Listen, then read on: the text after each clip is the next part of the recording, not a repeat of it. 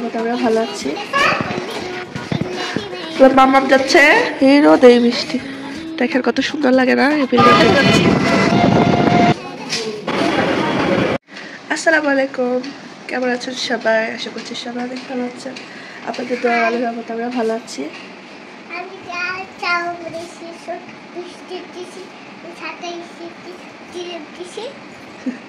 বলে আমি এখন বাজারে যাচ্ছি মামার সাথে আর মাম্মির সাথে। তো আমরা এখন একটু বাজারের দিকে যাচ্ছি, আমার নানি আজকে ইলিশ মাছ কিনবে, তাই তো আমরা রেডি হয়ে বের হয়ে যাচ্ছি।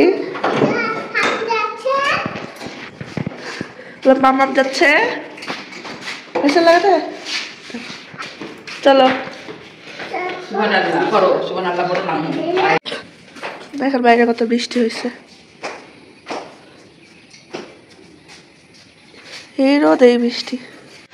তো গাড়ির জন্য দাঁড়ায় আছে এখানে,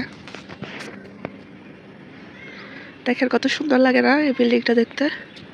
আর এটা হচ্ছে এখানকার নতুন মসজিদ। মাম্মি কোথায় যাচ্ছ তুমি? ওর একটা কথায় নানার বাসায় যাচ্ছে, বিমান উড়ে যাচ্ছে। এখন বিমান দেখলে ভয় করে।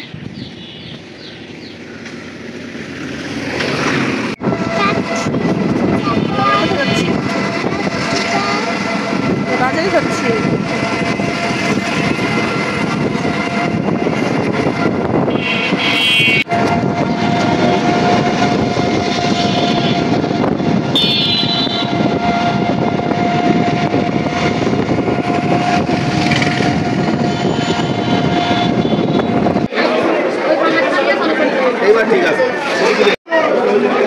আপনি কি চাইছেন?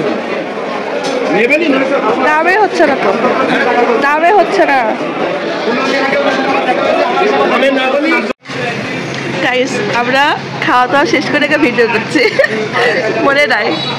আর এইখানে আমার নাটু মেহেরিমাকে কি কিনে দিচ্ছে, জুস, তারপরে কেক।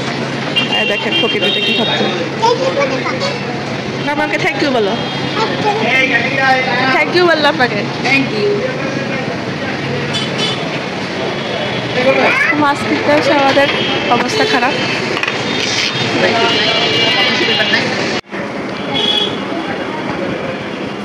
কে কিনে দিচ্ছে বাবা? কে কিনে দিচ্ছে বাবা? আমি হয়তো মামা কিনে দিচ্ছে। থ্যাংক ইউ বাবা। জিবা দেখা, জিবা দেখি। তো আমরা বাসায় চলে এসেছি ইলিশ মাছের দাম শুনে বাস খেয়ে।